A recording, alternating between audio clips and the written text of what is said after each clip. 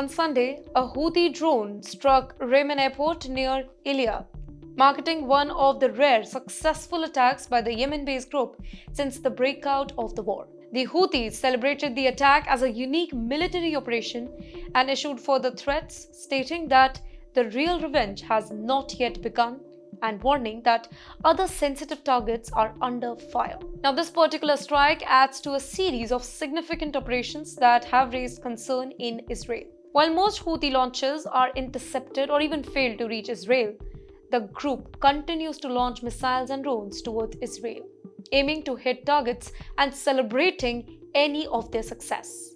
The recent targeted killing in Yemen followed a previous Houthi success last month when a missile with a cluster warhead fired towards Israel partially exploded in a yard in Yemen.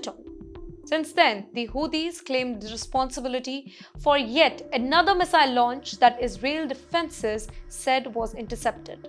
Then, in May, the group struck near Ben Gurion Airport with a ballistic missile that was not intercepted, causing casualties. In the meantime, senior Houthi official Mohammed al-Bakati told one of the media houses that the escalation will actually continue as long as Israel does not stop the attack in Gaza.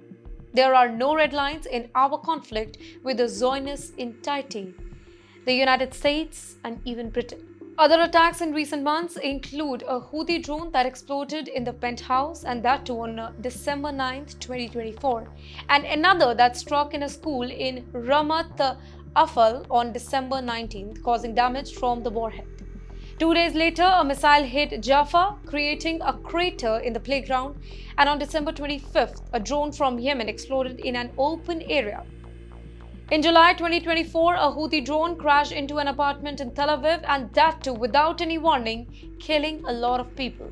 Beyond their eliminated political leaders, the Houthis maintain a military command and operatives throughout Yemen and had prepared for a war with Israel long before the conflict even began.